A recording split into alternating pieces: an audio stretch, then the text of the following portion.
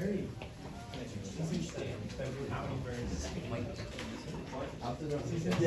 who are we recording for? Julia? I was really, the end of the blowout, so I started watching Hulu and I turned around and there was more. My man Sylvia threw up the chair. Didn't guy do that against last year? What? No, that was like 2 months ago. So on, stole the ball. We won by like 20, then they stole the ball and Sylvia slapped it. Awesome. That was so good. But also, if the Vikings break out, that would have been like, that block. Well, it's on fourth down. With that, like, it was overshadowed how good that block was. They just threw it over there. Serve memory for stealing the ball like that. That game was over. That was the last second. Yeah. Well, those guys are people say Sylvia My grade is that. Okay, first mark grade I was like 96. I'm at 83 right now. He's the guy who like gave all these responsibilities. He didn't have a full 5 years. It's not anymore. I think you're that the mom is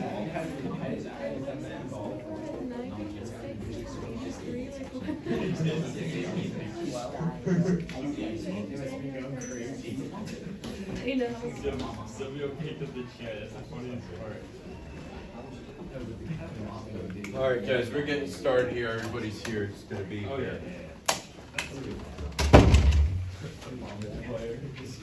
All right, we're going to hit our last topic at 7.2, and then we're going to work on moving into 7.3. All right, so yesterday, the problems. Hey, guys, focus over there. I was going to tell you that we're recording, so now that's digitally memorialized. The problems that we were doing yesterday fell into the category of advanced integration by substitution problems, where you had to do a bit of extra algebra to get to the point that you could change the variables and anti-differentiate. But remember, this entire page that we did right here, there are only 2 calculus steps. One was differentiating 2x minus 1. And the other was doing this term-by-term anti-differentiation here. Everything else that we did on this entire page was factoring, substitution, distributive property, all things like that, all middle school algebra, essentially, okay? But there's a lot of places where you can go wrong. Excuse me. Don't take those bad steps, so. All right, last topic in section 7.2. Now, if you remember this differential equation, at the beginning of section 7.1, or partway through 7.1, we were talking about slope fields. This is the differential equation that we use to learn how to generate a slope field, the opposite of x divided by y. And I said at the time that we didn't know how to solve it just through anti-differentiation. We hadn't covered that yet. Okay? We're going to cover that now, today. Now, this is called an implicitly defined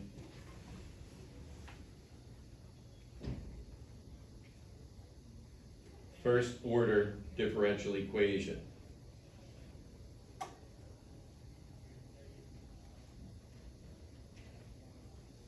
It's implicitly defined because it's defined in terms of both the independent and dependent variables. It's a first order differential equation because it's a first derivative as opposed to a second order, which would be a second derivative. Now, you cannot anti-differentiate this in this form because right now we have disagreement of variables on the right side. So what we need to do is apply a process called separation of variables. And that's pretty much as its name implies, as its title implies. We're going to separate the y's from the x's. And that part of the problem is algebraic in nature. All right, now, before you say it, cross multiplication is a gimmick. Okay, understand that. There's no math property that says you can do this. It just looks like you've done that. Because what you're essentially doing is we're going to multiply both sides by dx, and we're going to multiply both sides by y, and then when you do the divisions on each side, you get y times dy equals the opposite of x times dx. All right, and that part is known as separation of variables. Take note of the spelling of separation. It's S-E-P-A, not S-E-P-E. No, separate. You can't mispronounce a word and then spell it to match your mispronunciation. Okay? That part is the separation of variables, and just as its name implies, we've separated the y's from the x's. Okay? Now we can anti-differentiate.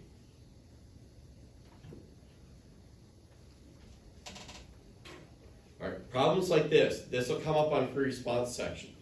And it's usually a 5 or 6 point problem. It's usually the biggest ticket item on the entire test. If you don't separate the variables, you max out at 0 points. You get a 0 out of 5 or a 0 out of 6, regardless of anything you do, because that shows a complete lack of understanding of what you need to do there. All right, you don't get participation points on the AP exam. You have to have something there that's right. So just the fact that you separate the variables, that gets you a point right there. And that's not even calculus. Okay, now I'm going to anti-differentiate the left side with respect to y. Now, I'm going to subscript the constant of integration.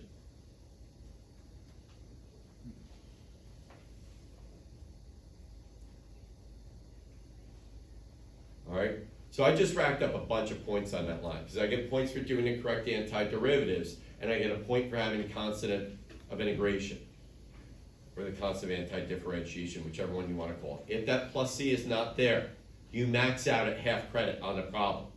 So, but half credit, that's a pretty big deduction, right? Because it's very important. Because, oh, that should just be a -1. You don't get to tell them how much stuff is worth.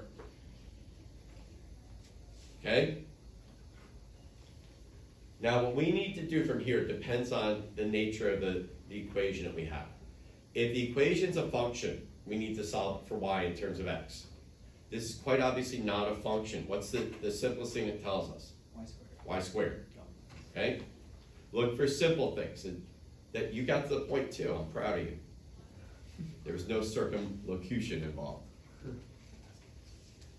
All right, so we're going to mark this. In this case, this is not a function. Do not solve for y.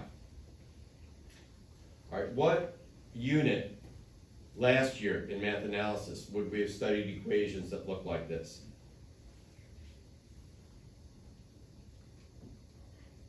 What unit? Don't give me a chapter number, give me a general topic. Polar conic sections. Conic sections, Eunice has it. Polar, that's R and theta, right? We'll get to that. That's at the end of the course here, that's BC only also, right? Remember, the next section, that's our first BC only stuff, 7.3. All right, so this is conic section. I'm going to put it in standard form for conic section then, right? Because you have to know what it is before you can get the equation into its standard form. So I'm going to say I have 1/2 x squared plus 1/2 y squared plus c sub 1 equals c sub 2. Now, don't think of c sub 1 and c sub 2 as specific numbers, because they're not. Right now it's any number, because we're talking about the general solution. If you start thinking about c sub 1 and c sub 2 as specific numbers, you're not looking at it properly. So what I'm going to do is I'm going to subtract c sub 1 from both sides. But we never write c sub 2 minus c sub 1. C sub 3. C sub 3, because we're speaking in general terms. A constant minus a constant is a constant. Okay? If you write c sub 2 minus c sub 1 and leave it like that, that implies that you're thinking of c sub 2 and c sub 1 as specific numbers, which they're not. Okay, I'm going to multiply both sides by 2. I get x squared plus y squared equals, normally we would say c sub 4 if there was more work to do, but we're done, so it's just c. All right, and this is the general solution.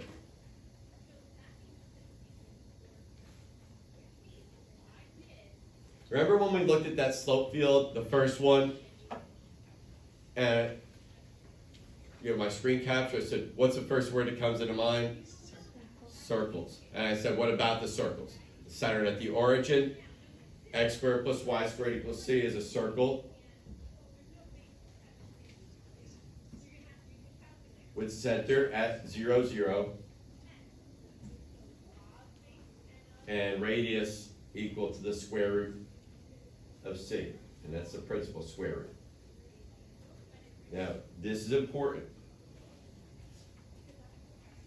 We cannot go from the general solution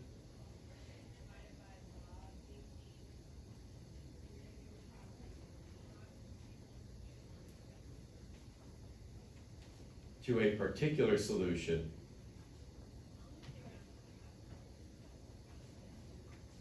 without an initial condition.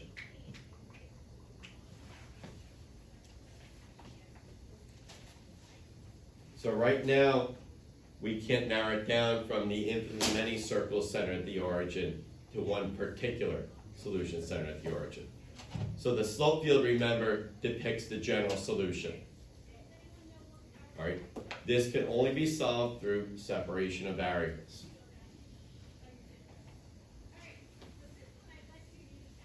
All right. This is a very typical introductory example because it's very easy to separate the variables.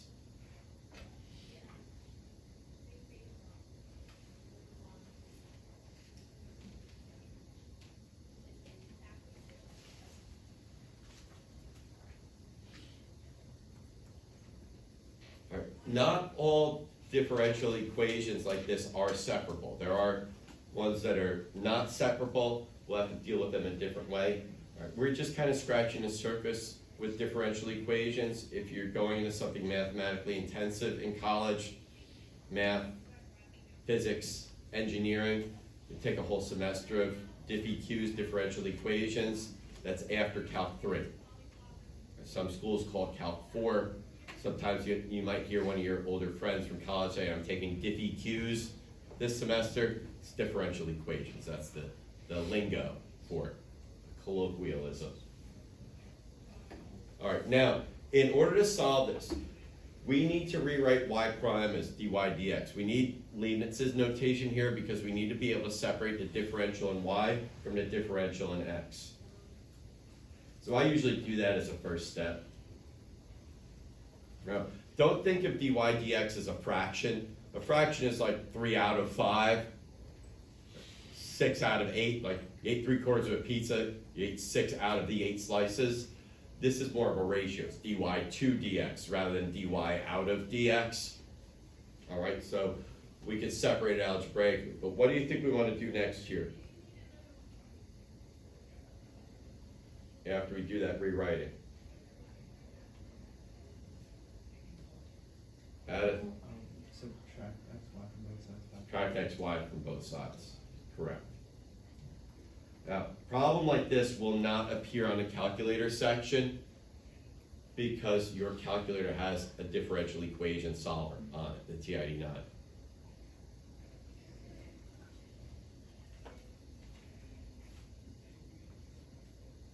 All right, now, those first 2 steps that we did, they can be done out of order.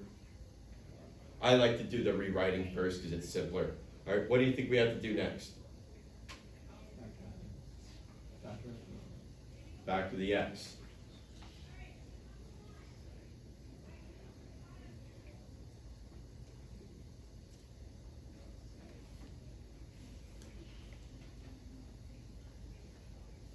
All right.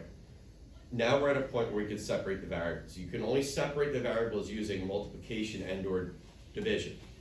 Okay? So we have 1 divided by 100 minus y dy equals x dx.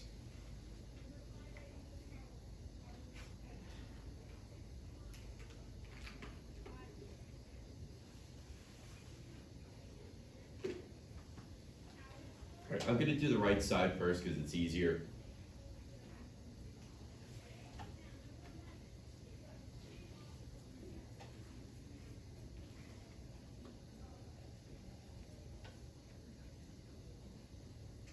All right, how about about the antiderivative of the left side?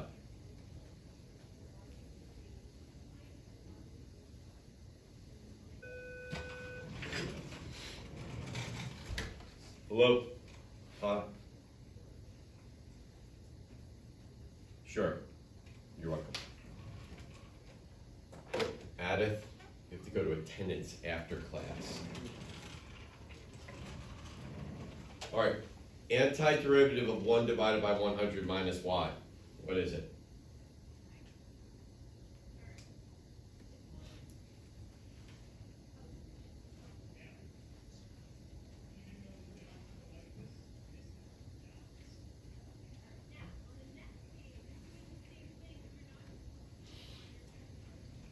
Michael, Negative ln of the absolute value of y. can you start over again and louder?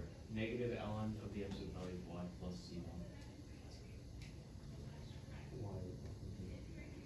There was something in there that was wrong. Start over again. I think. Negative ln of the absolute value of y plus c1. What was? Negative ln of the absolute value of y over 100 plus c1.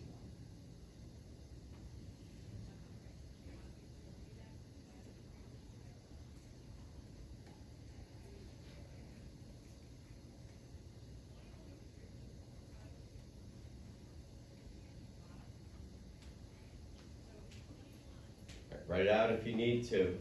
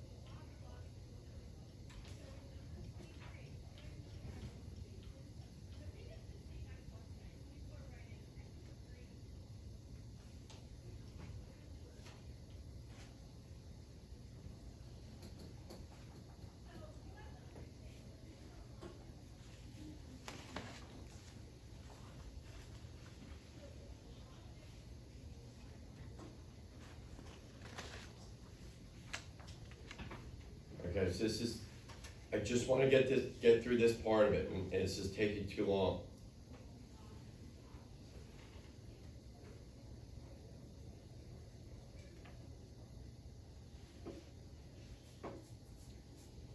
All right, let's, Adith, you have an answer? I think so. Negative absolute value of 100 minus 1. Yes.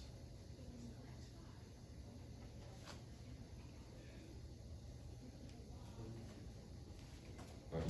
What's the antiderivative of 1 divided by y? Ln of the absolute value of y plus a constant. So this is a transformation thereof. All right, so if you were going to write out the anti-differentiation, which I think we need to do then, what type of anti-differentiation technique would you need to use? What type of anti-differentiation technique? There's no chain rule for anti-differentiation. Integration by substitution. Or what would you let u equal? 100 minus y.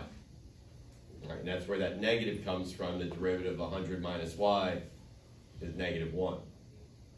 Okay? So I strongly advise that you guys write it out. Because, well, first off, staring at it isn't going to help you figure it out, right? And guessing doesn't work. Nobody's going to guess the opposite of the ln of the absolute value of 100 minus y. Okay? Write out the substitution. Now, is this a function or not a function?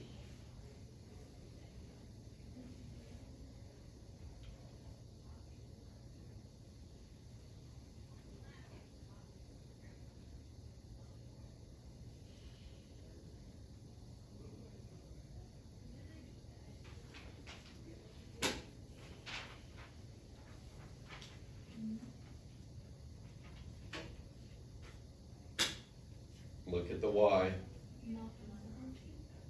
look at the y.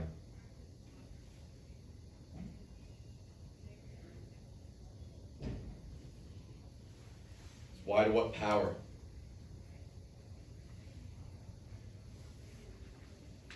I guess that's a simple question. It's y to what power in there? The first power, that means it's a function. We have to solve this for y. So we have to do everything in the right order. Okay? You can't do things in the order that you want to do them in. We have to do them in the right order. Alright, so I'm going to subtract a constant from each side. And subtract c sub 1 from each side, I should say more specifically.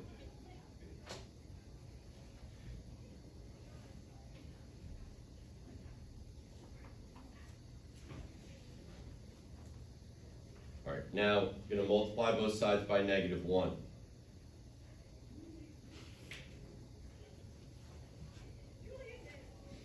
We don't write minus c sub 3. -1 is a constant, so a constant times a constant is a constant, which could be either positive or negative. We don't know. We don't have the information to make that determination. Now, to undo, if anybody here says divide both sides by ln, so last year we would be doing stuff like this. So, all right, what do we need to do? Divide both sides by ln. It's not ln times x. That's what the people say ln x. You're harming yourself if you say ln x. You have to say ln of x. Because the people who say ln x, they think it's ln times x. ln's an operator. We're going to raise both sides from a base of e. All right, we have to do the inverse operation. So on the left side, that simplifies to absolute value of 100 minus y. Now on the right side, e to the a plus b, what's that the same as?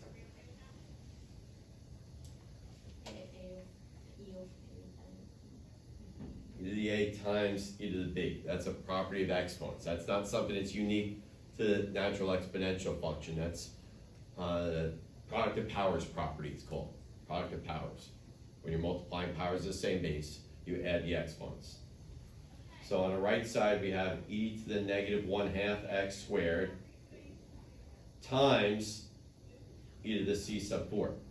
Now, the most frequent error I see in these problems is people putting an addition sign right there, which isn't correct.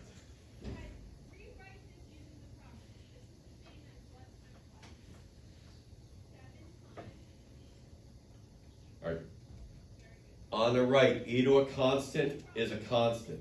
So that's c sub 5, e to the -1/2 x squared.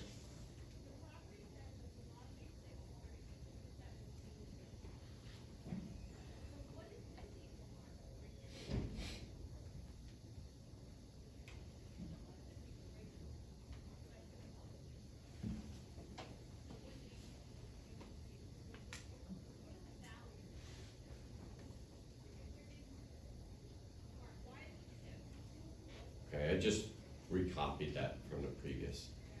All right. We're working on isolating y. So if the absolute value of 100 minus y is equal to that,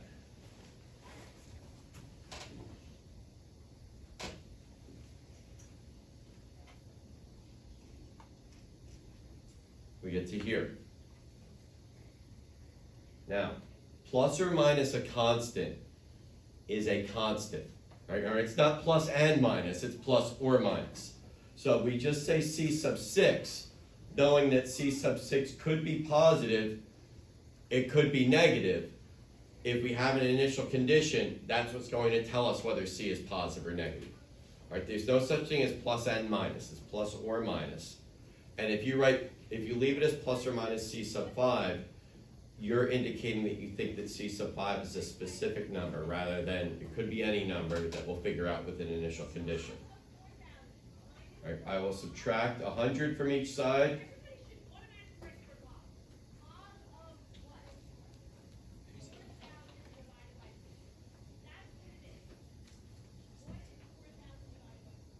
Then I will take the opposite of both sides.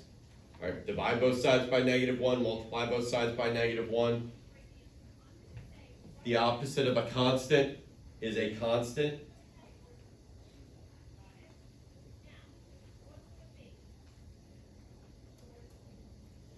This is our general solution. Terrifying. What's that? It looks scary. Did you say it's terrifying? Not terrifying, but We'll make horror slasher movies about, yes, Harry. What was I gonna say?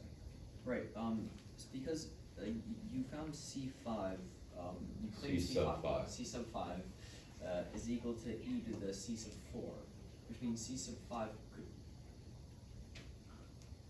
E to the C sub 4 is equal to C sub Yes. 5. which means that C sub 5 could only be positive, yes? Right, well, my point is obviously, in this case, doesn't matter, because the next step, it's a plus minus, which means that. Wait, does what matter? It all matters. I'm saying if some of these algebraic manipulations had come to an end when we still had C sub 5, we need to make some clarification claiming that C sub 5 could only be positive.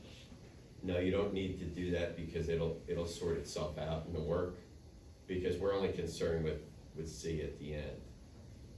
Well, I'm saying, like, what if the work had ended as our algebraic manipulation was done after we got the C sub 5, and we wouldn't have had the plus minus, which makes it, the sign of the C is irrelevant.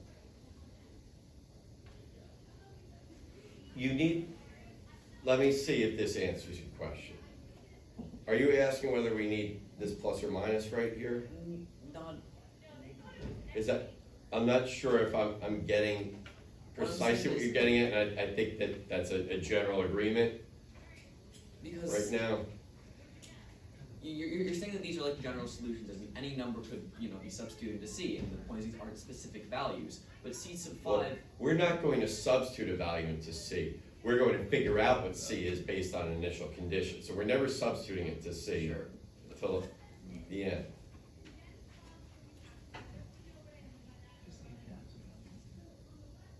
Like, if the absolute value wasn't there, as if it was a different problem with almost identical steps, except the absolute value wasn't there in the 100 minus y step, we would be left with that C sub 5 being our final C in our solution.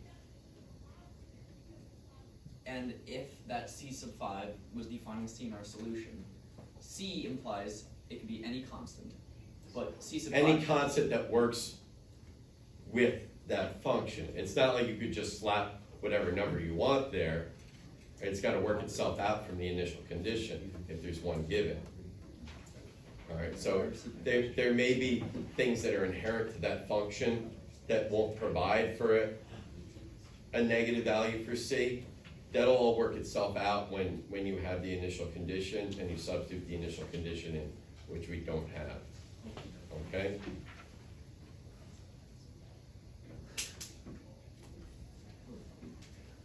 Now, before we get in, yes, you need to show every one of these steps, especially in here. I have people all the time that they just go from here to C sub 6. We need to see this intermediate step here to show that you understand absolute values, that you aren't using some go away property or make it positive property. All right, so the hindrance of people teaching you absolute value means make it positive. So if you go onto Classroom and you find that next to tricks link that I posted at the beginning of the year, there's a section on absolute value gimmicks there. And if somebody taught you that absolute value means make it positive, that's a gimmick that only works for numbers, okay? And it causes a hindrance in situations like this where you're dealing with the absolute value of an algebraic expression.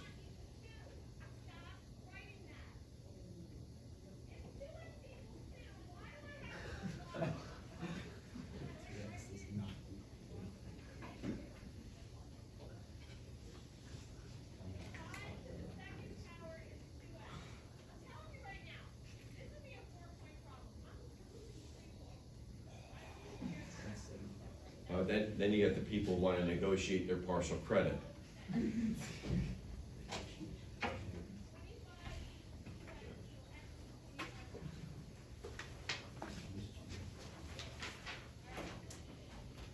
Okay, I want you to take this problem from start to finish here.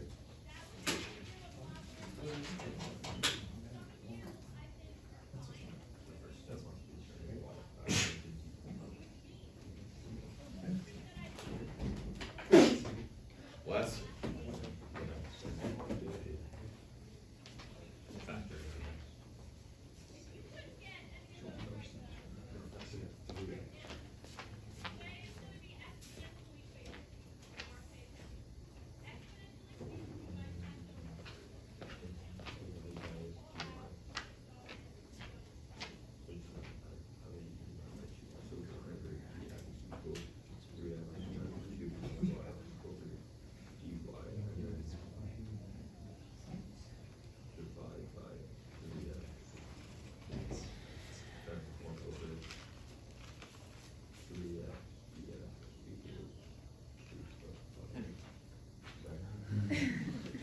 Yeah.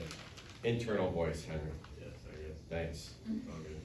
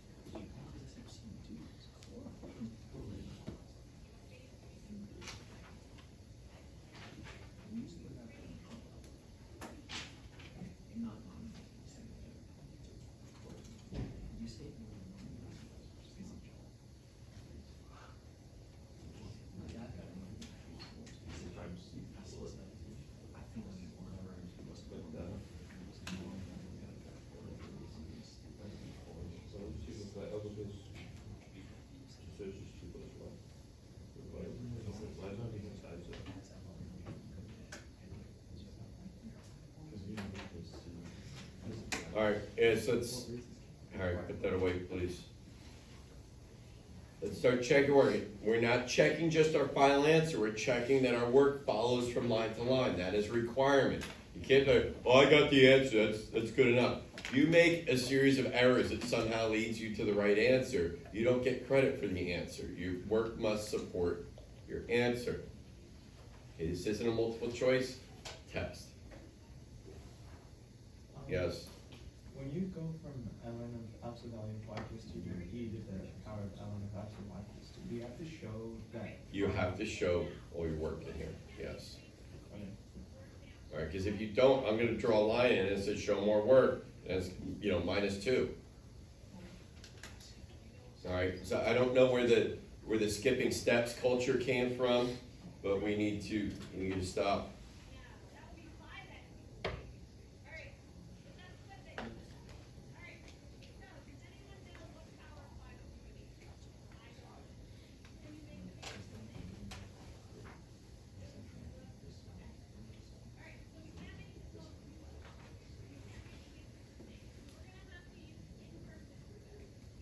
How do you know, like, I think like I subtracted like the wrong C from the wrong side. Well, you're solving for y, so you have to get y isolated, so you want the constant on the right, not on the left. Okay, yeah. Alright, does that make sense? Yeah.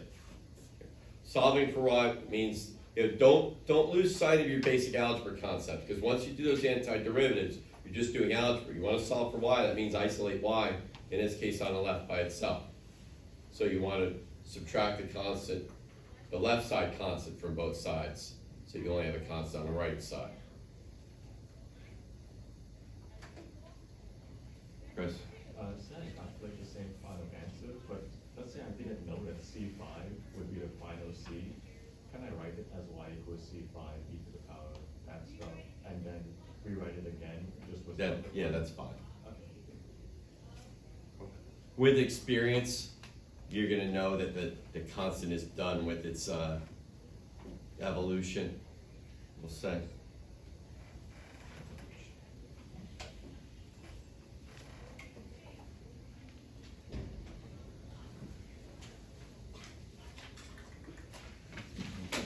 All right, let's say we have this.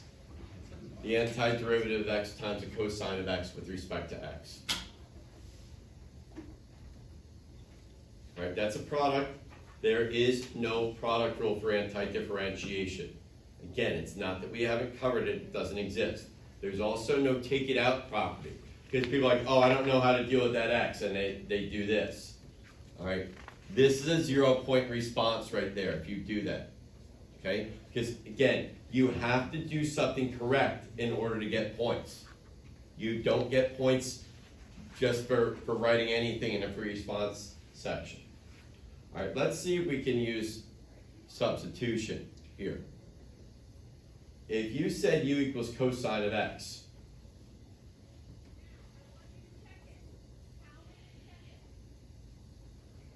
is that going to work?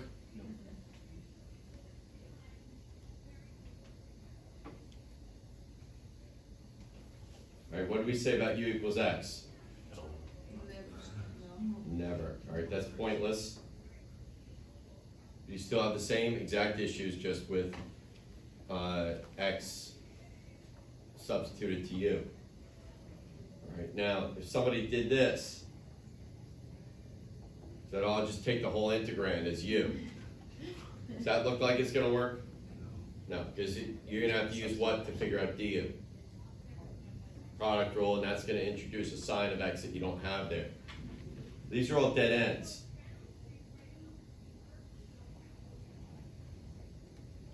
This can't be solved with integration by substitution. All right, so we need another technique of anti-differentiation. All right, we always look to use substitution first because it's if we can't use simple means, it's the simplest advanced technique of integration. All right, so what we're going to do is we're going to develop this new process for anti-differentiation, but we're going to go back to something that we learned in September to do this. product rule for differentiation. Told you on the first day of school, everything we learned is still gonna be relevant. Okay? This isn't like math analysis, like, you know, we're gonna finish, we have our test on polar stuff tomorrow, then we're gonna go to sequences and series on Friday. Okay? That has nothing to do really with trig, at least to the extent that we deal with it.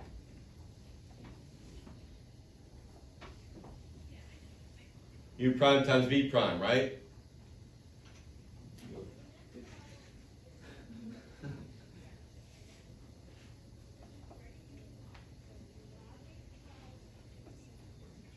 All right. Newton's notation.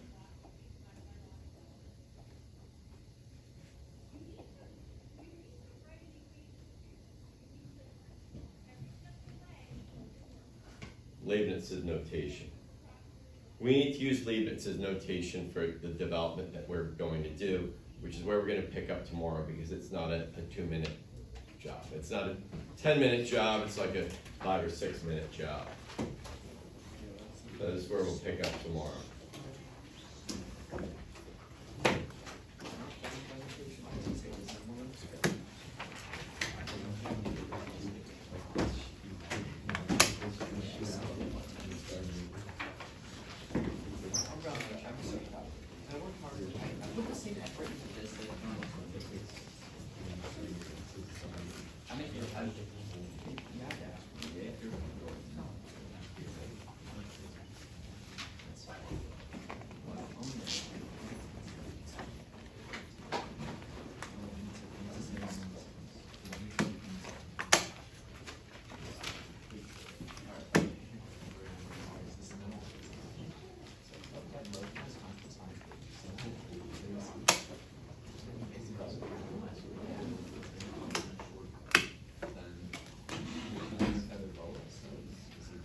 I was looking for my phone.